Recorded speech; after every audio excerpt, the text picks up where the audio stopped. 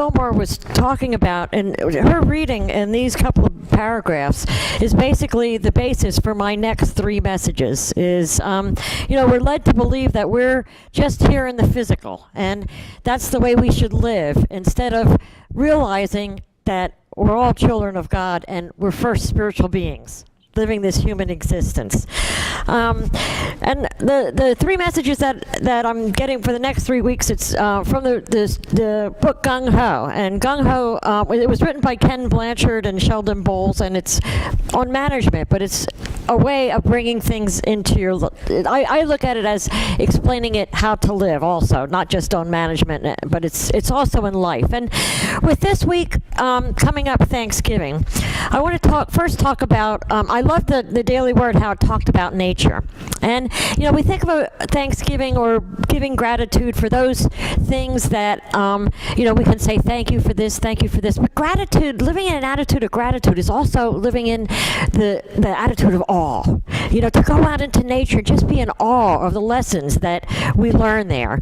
And I remember when I went to school, we learned a lot of the different spiritualities, and I loved the American Indian spirituality. And I really, really connected with that, that thought and the American Indian spirituality. And they did a lot, of course, in nature, learned a lot from nature, worshipped a lot of different things in nature. And I think about just what you can learn from a stream. Flowing, sometimes it goes over rocks, like the hard times in life, but it just keeps going. Sometimes it goes over them, sometimes it goes around them. And, if the stream kind of goes off to a place where it just sits, it gets stagnant and stinky. And you think about putting just that lesson of the stream to life, how powerful that is, and how we could get a lot of our answers just going into nature and looking at things like that. Because the answers are always there. The answers are all around us. And, that's one thing as far as Thanksgiving and being grateful is just for the little things, to be in awe of the things that we never think about. That's powerful, to be in awe of the things that we never think about. So when we talk about, today we're going to talk about the spirit of the squirrel and what we learned from the spirit of the squirrel. And it's really a great time to talk about that, because the squirrels now unfortunately, I had a walnut tree and a maple tree or something like that behind my house, and I had to have them both cut down because they would have gone on my house very shortly. In a day like this, they would have been on my house. But my son still is my neighbor, and he still has a chestnut tree and a walnut tree, and so there's abundance of squirrels all over the place.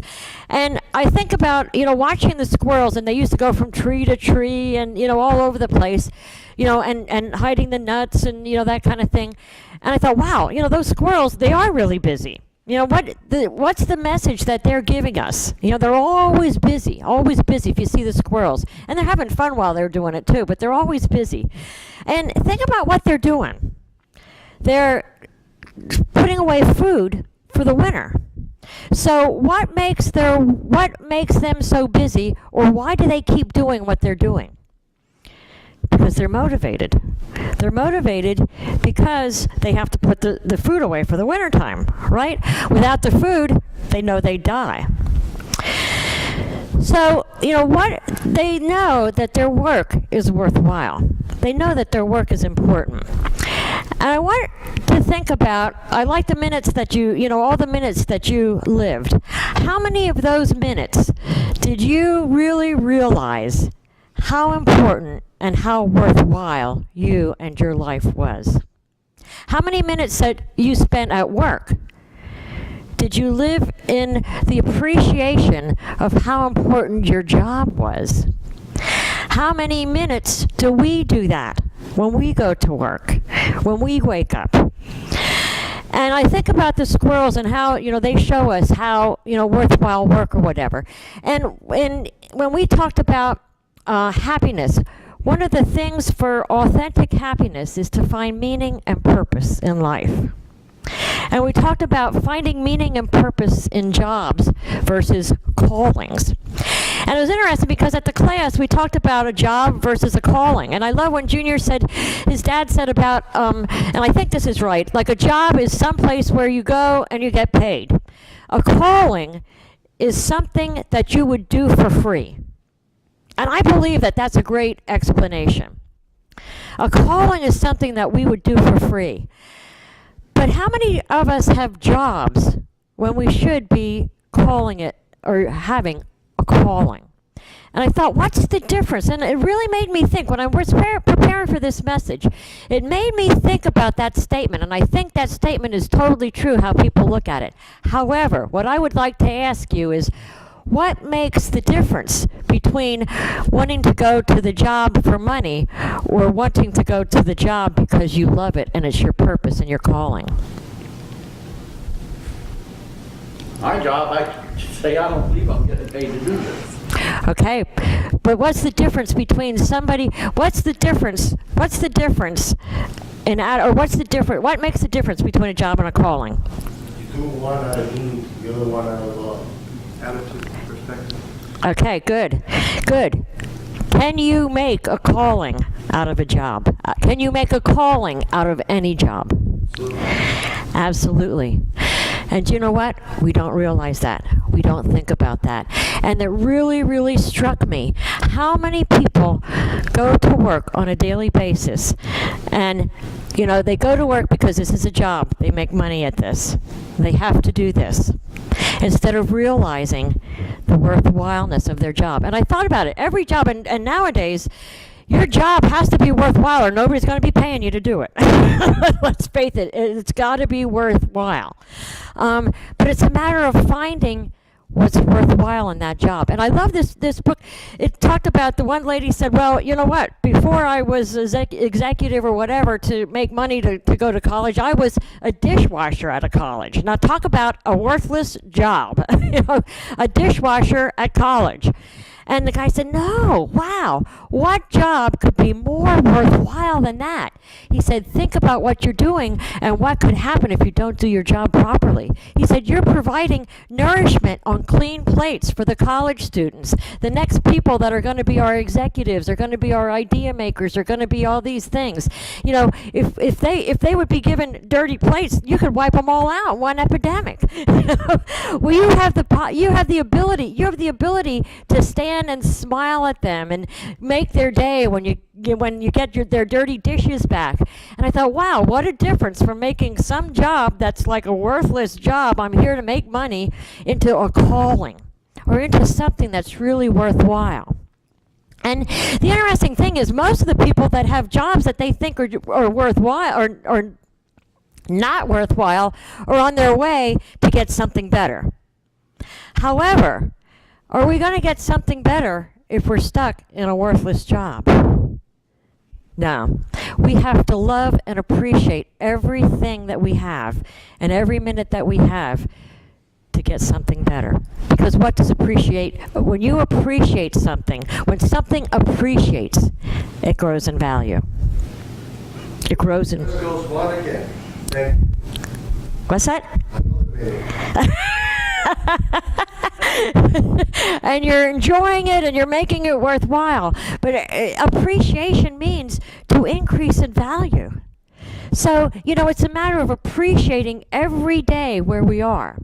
And, you know, all of this stuff hit me like this last week when I'm thinking about this message. And, you know, I always say my job at Karen, I have to admit, that's the one that makes me grow.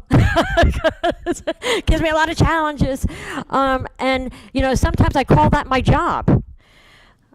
And it really hits me the nights when somebody comes in and, you know, I say to them, you know, what's your occupation? I'm just a housewife. I'm just a stay-at-home mom. And, you know, it really hurts because I see those people feel worthless. And I see those people feel unloved. And yet they have the most worthwhile job in the whole world. And then I realize, why am I there? I'm there to say to that person, let me see the worth in you. Let me love you until you can love yourself. Because I was at that point that I felt worthless and unloved. And someone said to me, let me love you till you can love yourself. And it's a matter of finding the worth in our lives, our own lives, and seeing the worth in others' lives. The Indians call the spirit of the squirrel God's gift to the community. because it's worth doing worthwhile work. It's realizing that we are here as a community. We're here to work for one another, not only for ourselves, but for one another. And we need to make our work worthwhile.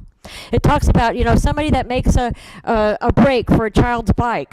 They can be on an assembly line and be hammering steel or whatever. And if it's off a little bit, well, the work, can be off spec. But if it's off a little bit, what that could do to a child that their brakes aren't working on their bicycle.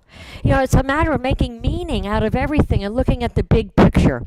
Why are we here? And how is our job and how does our work on a daily basis impact mankind and humankind? And when we think about that, how our actions and how our work changes or impacts human nature and humankind on a daily basis, how much that elevates us, and how much that elevates us in an authentic happiness. That's the finding meaning and purpose in life. And for those of us that, or I shouldn't say those of you that are retired, because I'm not there yet, but it's finding meaning in a daily basis in whatever we do. Not only our job, but everything we can look at that is, finding that meaning in there. There's a story of a group of women that went to a support group, and they were mothers. And I'm picking on mothers today, but I'm not picking on them, but I'm just using that as an example. But they went to a support group, and the doctor said, "So what's our major goal as parents?"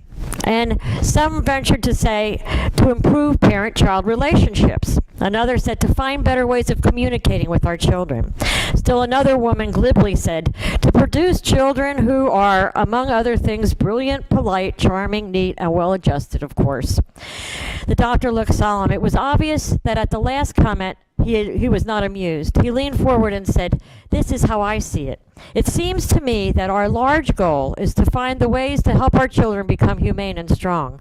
For what does it profit us to have neat, polite, charming young people who can watch people suffer and not be motivated to take action? What have we accomplished if we have reared a child who is brilliant, at the top of his class, but who has used his intellect to manipulate others? What do we really want children so well adjusted? And do we really want children so well adjusted that they adjust to an unjust situation? The Germans adjusted only too well to the orders of the Nazis to exterminate millions of their fellow men. Understand me, I'm not opposed to a child being polite or neat or learned. The crucial question for me is, what methods have been used to accomplish these ends? If the methods used are insults, attacks, and threats, then we can be very sure that we have also taught this child to insult, to attack, to threaten, and to comply when threatened. If, on the other hand, we use methods which are humane, then we've taught something much more than a series of isolated virtues. We've shown a child how to be a person. A human being who can conduct his life with strength and dignity. From across the room, Helen's eyes caught mine.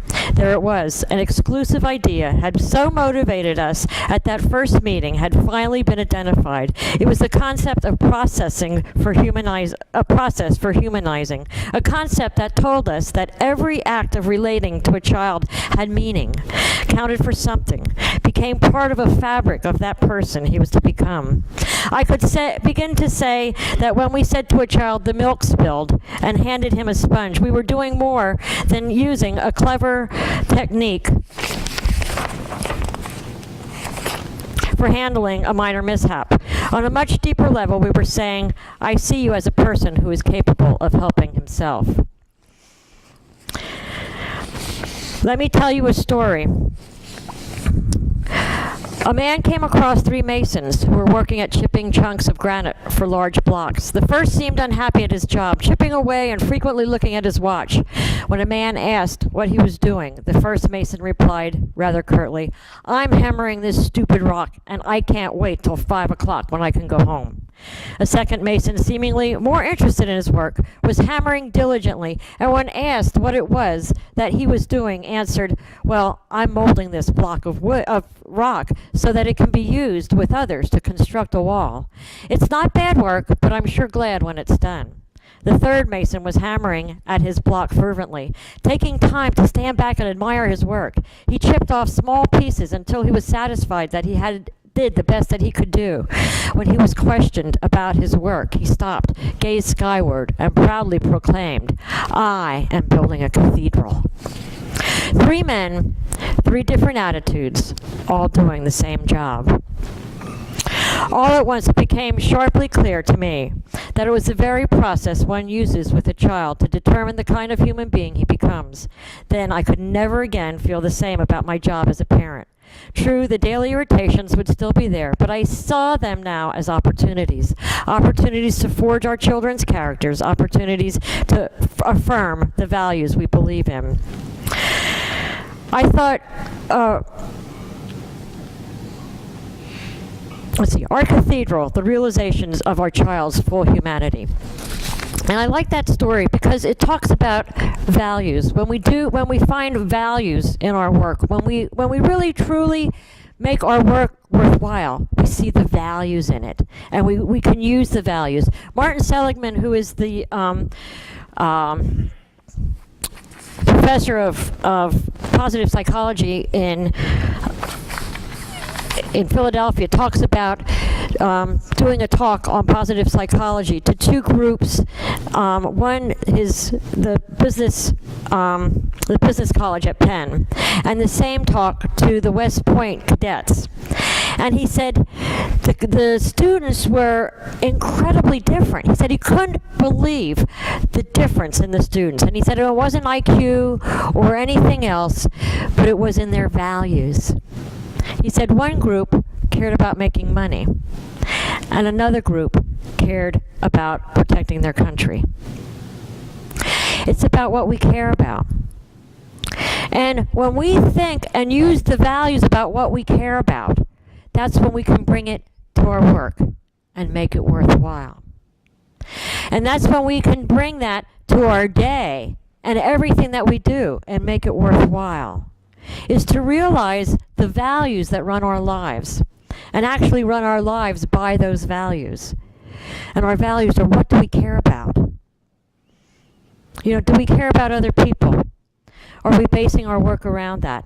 Because we can find a calling in any job if we look about how we care about people and how we're impacting those people's lives. We can be the best at what we are, because if we want to move forward, we have to be the best at what we are, and then we can move forward. But it's a matter of realizing, how to make our jobs worthwhile and using those values in life.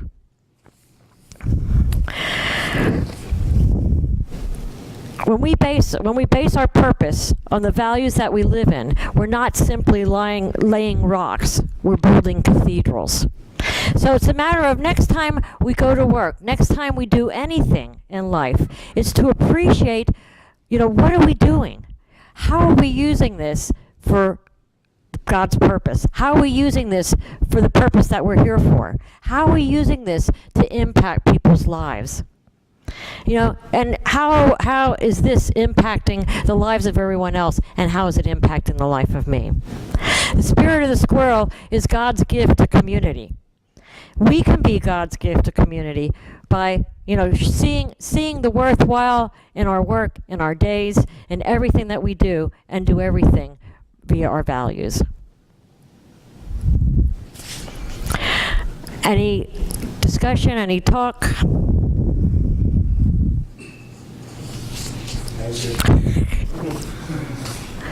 You also hear the word vocation. Vocation comes from the Latin word meaning to call. So vocation is really a call. Oh, okay. Yeah, I never realized that. Yeah. And it is a shame, and I know I think Eric Butterworth one time on one of his CDs, he said, how many people in the morning, when you look at the people driving to work in the morning, how many people have that smile on their face saying, hi ho, it's off to work I go. Yeah, but if we all really, to make a difference in life, think about our attitudes towards our work, our attitudes towards our daily chores, our attitudes towards everything. And that's all the difference it is It's how we see it. It's perception. Do we see this as improving mankind? Do we see this as, doing something for mankind? Do we see the worth in it? And once we see the worth in it, it becomes something totally different. Stephen. In the movie Peaceful Warrior, the masters were going to training and they're scrolling back and forth. And he said, well, what kind of, purpose is this, scrolling back and forth? And Nick Nolte says that the warrior finds meditation every day. It's Still battle is no accident. Being to be, not good enough. Not Yeah. good or what? That's the question. It's everything's good. Yeah. It's making the best of every minute, seeing the worth in every minute, and being our best in every minute. Right. Making that worthwhile, making that into something that improves mankind. Exactly, Tim. I think this might relate. I do something your job and first little bit. I was kind of grumbling one day. And I'm tired. This is hard. I'm doing a lot of menial stuff, and I had someone close to me that was able to tell me, come up with this about this long. How are you looking at it? You're looking at this is a job, labor, and then transfer that to. It's not about do. It's about being. Be. Yeah. And how do you do the job? Well, one was how are you just a worker? Two is how are you a manager? By being somebody interested, by being someone true to your character, to your high goals, and that affects your relationships and everybody you do and everything you do. And the next Yeah. made a difference. Check. And I wasn't even tired that day. It is. It's a matter of it's a whole different thing. It's a whole different thing as far as being there for mankind, being there, and being yep. Easier than doing. Yeah, exactly. And it changes the whole concept, changes your whole job, your whole outlook. And people see the worth. People see the worth in your job too. Then. There's a very nice speaker called Dr. Wayne Dyer. And he says, two things I gotta say. He says that one of the secrets is instead of being human doers, being human beings. And when you're saying, and I'm reading the banner back there, and it just relates so into that. Positive thinking. Everything in life, in order to have a balance, we need negative and positive. Which one are we going to focus on? Yeah. I mean, from my perspective, it's let's go positive instead of negative. I mean, we're both there. Now, you want to suffer? You want to be happy? Go positive. Yeah. Make the best of what's there. You can't change that. I cannot change the wind. I cannot change the cold. It is cold. Yeah. Yes. I was telling you, we were talking about my birthday. They said, well, you wish to be another 18 years old. And I said, you know what? I don't. I really don't. If I'm 18 again, look what I do. Yeah. I'm not willing to go back. I want to go forward. Yeah. Exactly.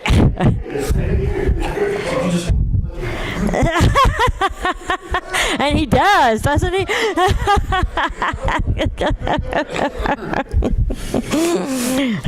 Going back to 18, and I mean, when's he going to stop? Because one day you're going to go back to 45 again, and then you want to go back again? Are you moving forward or just in the same circle? So, I mean, it depends how we see things. Yeah. And sometimes, yeah, our head is so filled with so many things that happen every day.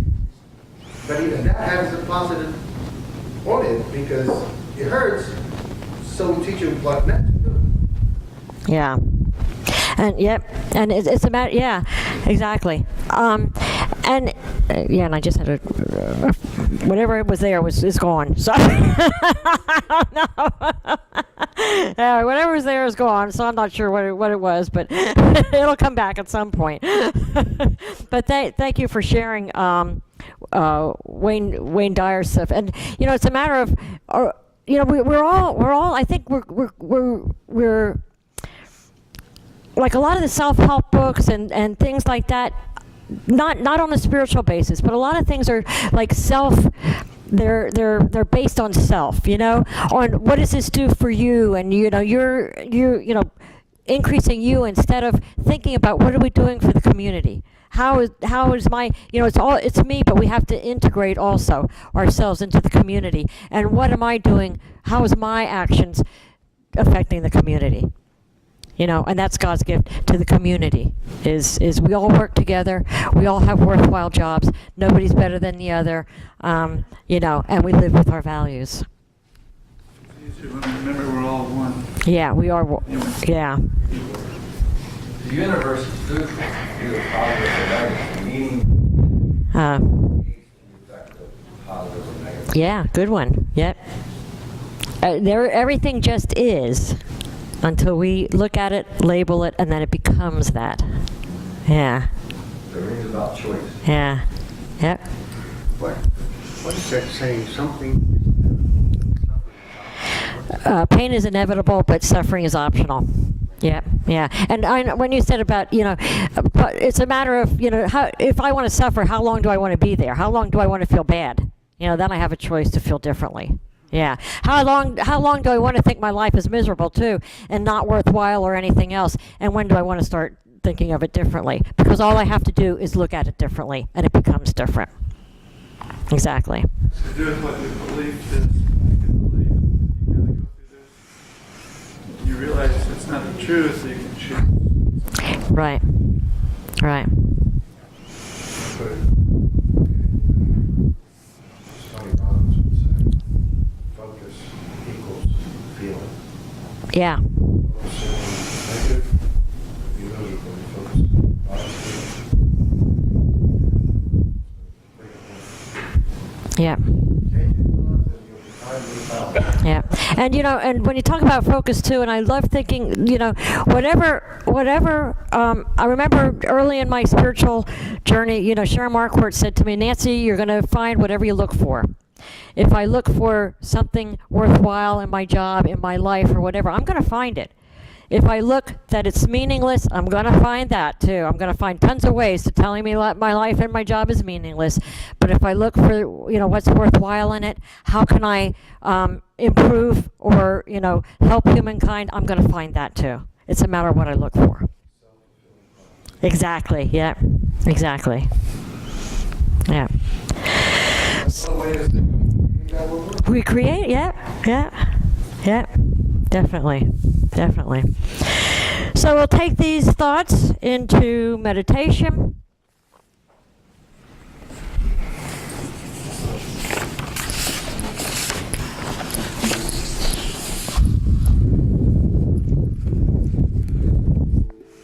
And I ask you to get comfortable in your seat. Just feel the chair supporting your body, the floor supporting your feet. Hear the sound of the drum. Feel the energy in the room. I ask you to open your mind, open your hearts to those qualities of God.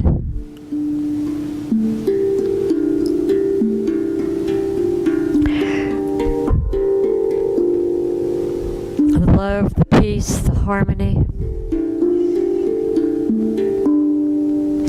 And I ask you to take one thing in your life that you're struggling with.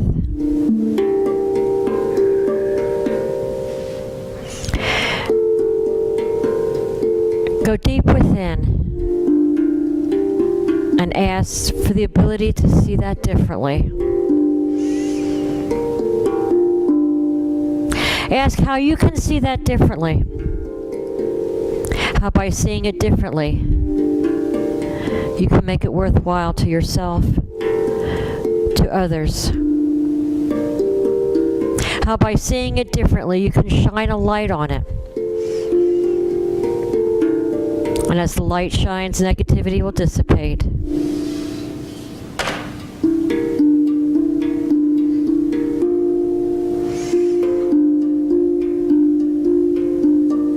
How seeing it differently, you'll see the value in it.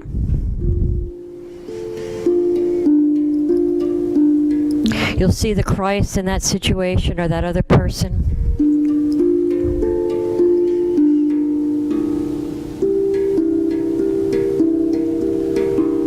And you can give thanks for the lessons learned, the growth that came from that.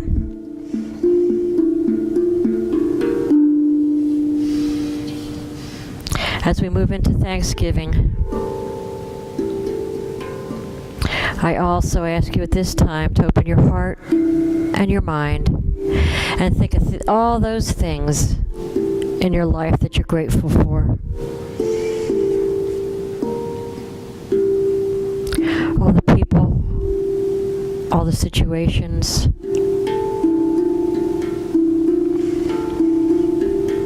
all the jobs, all the chores,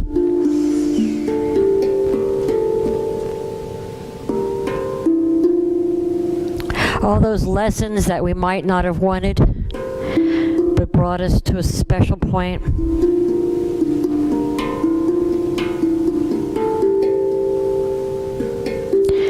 As we sit in this space of appreciation and gratitude,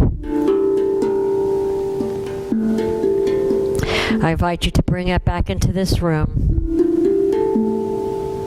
Take it out with you today and send it to all those things around. Make a commitment to live in a state of awe,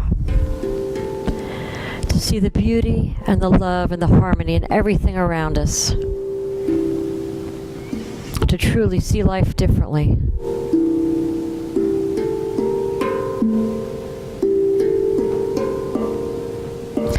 And so it is. Amen.